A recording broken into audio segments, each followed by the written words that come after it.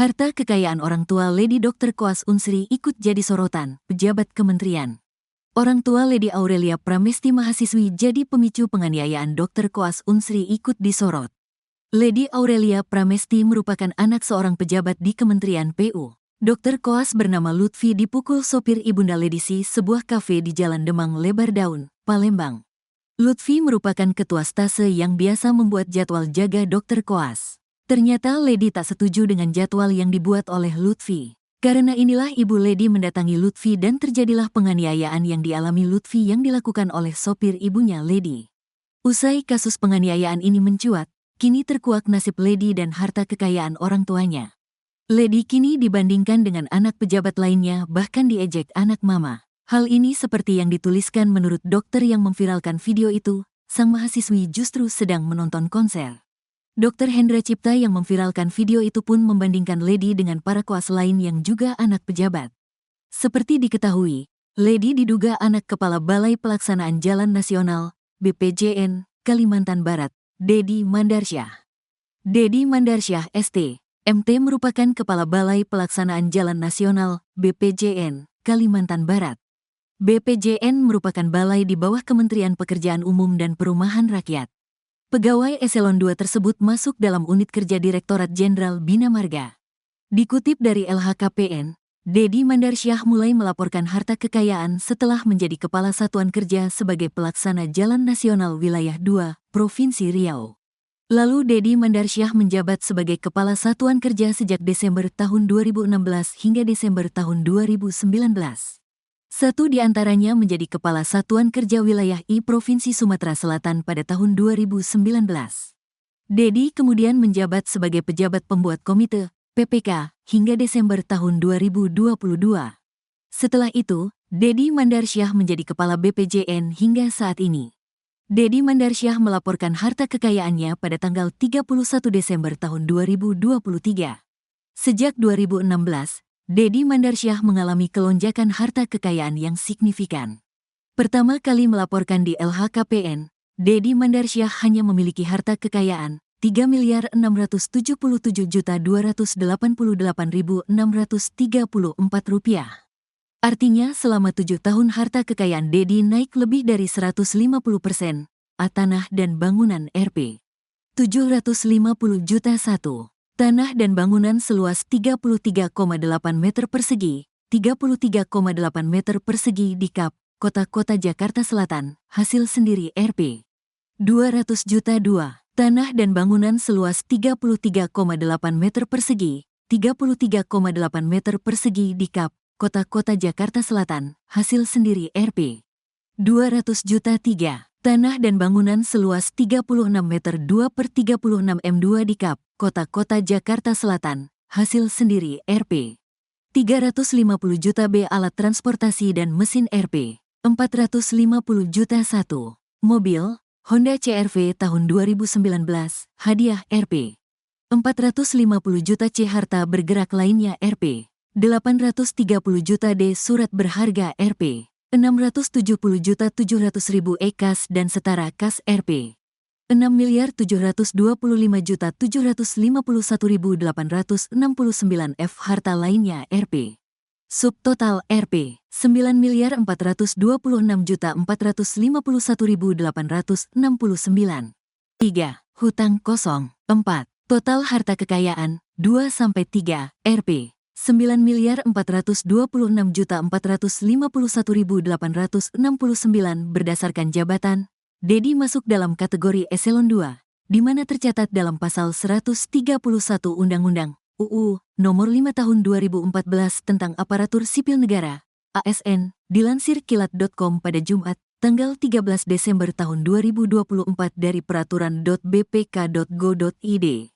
Pasal 131 UU ASN juga menjelaskan jabatan Eselon 2 setara dengan jabatan tinggi pratama, di mana meliputi Direktur, Kepala Biro, Asisten Deputi, Sekretaris Direktorat Jenderal, Kepala Balai Besar, dan kepada dinas, kepada badan provinsi.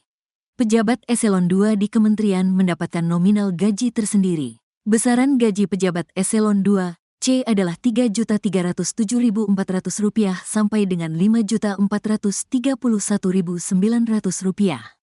Kemudian ada tunjangan lainnya seperti tunjangan kinerja, tunjangan jabatan, hingga tunjangan suami, istri dan anak. Di mana tunjangan suami, istri tertulis dalam Peraturan Pemerintah, PP, Nomor 7 Tahun 1977 tentang Peraturan Gaji PNS. Pegawai Eselon IIA dan Eselon IIB mendapat tunjangan jabatan sejumlah Rp3.250.000 dan Rp2.025.000. Tunjangan makan dan lembur pagi para pejabat PNS golongan 4 maupun Eselon I dan 2. Jatah uang makan Rp41.000 per hari, uang lembur Rp25.000 per hari, dan uang makan lembur Rp41.000 per hari. Sementara tunjangan kinerja tahunan pegawai di lingkungan Kementerian PUPR mengatur pejabat Eselon 2 mendapat Rp13.670.000 sampai dengan Rp21.330.000. Sosok Lady Aurelia Pramesti, penyebab Dr. Koas dipukuli. Inilah sosok Lady Aurelia Pramesti, wanita yang tengah disorot dan diduga terseret dalam kasus penganiayaan Dr. Koas di Palembang, Sumatera Selatan. Lady Aurelia Pramesti, LAP, adalah mahasiswi di Universitas Sriwijaya, Unsri. LAP terdaftar sebagai Tim Bantuan Medis Sriwijaya, TBM Sriwijaya. Fakultas Kedokteran, FK, Unsri, yakni untuk periode 2021 hingga 2022. TBM Sriwijaya merupakan suatu badan otonom yang berkoordinasi dengan Badan Eksekutif Mahasiswa, BEM, FK Unsri. Mengutip tbmsfkunsri.wordpress.com, TBM Sriwijaya yang bergerak di bidang pengembangan kegiatan ekstrakurikuler kegawat daruratan medis dan kemanusiaan sebagai pengamalan Tridharma Perguruan Tinggi. Disebut-sebut LAP diduga menjadi pemicu aksi pemukulan terhadap Dr. Koas yang bernama Lutfi. LAP juga disebut merupakan anak dari seorang ayah yang merupakan pejabat di Kementerian Pekerjaan Umum, PU, Dedi Mandarsyah. Kini nama Dedi Mandarsyah juga turut serta ramai dibicarakan seiring dengan menggaungnya berita penganiayaan Dr. Koas di Palembang. Insiden penganiayaan ini diduga dipicu oleh perselisihan mengenai jadwal piket yang diatur oleh korban, Lutfi. Diduga perselisihan soal jadwal jaga tersebut lantaran LAP hendak pergi berlibur ke Eropa, mengutip bangkapos.com.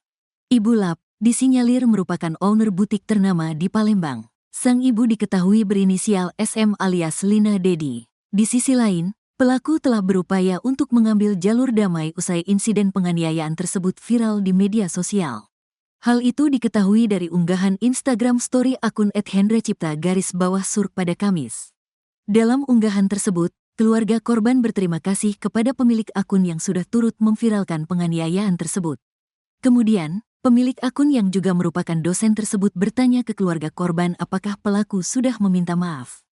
Pihak keluarga korban menyebut bahwa pelaku meminta damai. Pelaku sudah minta maaf, tanya sang dosen. Saat ini belum minta maaf. Yang ada malah ibu pelaku datang ke RS Bayangkara hanya minta supaya jalur damai, jelas kakak korban. Coba baca ya chat di atas. Saya gak kenal sama sekali dengan keluarga korban, hanya menyuarakan suara hati jangan sampai orang yang merasa punya kuasa bisa seenaknya dengan rakyat kecil. Rakyat kecil juga bisa mencari keadilan, keterangan @hendracipta_surk dalam tangkapan layar chat. Sopir yang pukul Dr. Koas di Palembang, resmi jadi tersangka. Fadilah alias DT, 37, seorang sopir, resmi ditetapkan sebagai tersangka oleh Direktorat Reserse Kriminal Umum, Ditreskrimum Polda Sumatera Selatan setelah menganiaya Dr. Koas, Muhammad Lutfi. Penetapan status tersangka ini dilakukan setelah pemeriksaan yang berlangsung 1 malam. Pemeriksaan dimulai Jumat, tanggal 13 Desember tahun 2024, ketika Fadilah diantar kuasa hukumnya, Titis Rahmawati, ke Polda Sumsel.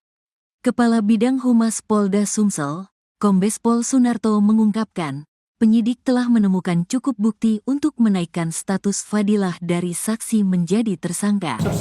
Penyidik telah menetapkan satu tersangka atas nama Fadilah alias Datuk dalam kasus penganiayaan Dr. Koas atau mahasiswa kedokteran, kata Sunarto saat gelar perkara pada Sabtu, tanggal 14 Desember tahun 2024. Sunarto menjelaskan, motif di balik penganiayaan tersebut adalah rasa kesal Fadilah terhadap Lutfi, yang dinilai tidak menanggapi permintaan LN, bosnya. Sebelumnya, LN dan Lutfi bertemu untuk membahas jadwal piket tahun baru yang ditetapkan Lutfi. Jadwal tersebut dianggap memberatkan anak LN, LD, yang juga dokter koas di Rumah Sakit Umum Daerah, RSUD, Siti Fatimah, Az-Zahra Palembang. Karena menilai korban berperilaku tidak sopan, baik itu dalam tutur kata maupun bahasa tubuh, secara spontan tersangka langsung melakukan pemukulan. Tersangka adalah sopir dari LN yang sudah bekerja selama 20 tahun, jelas Sunarto. Atas perbuatannya, Fadilah terancam dikenakan pasal 351 ayat 2 tentang penganiayaan, dengan hukuman penjara maksimal 5 tahun.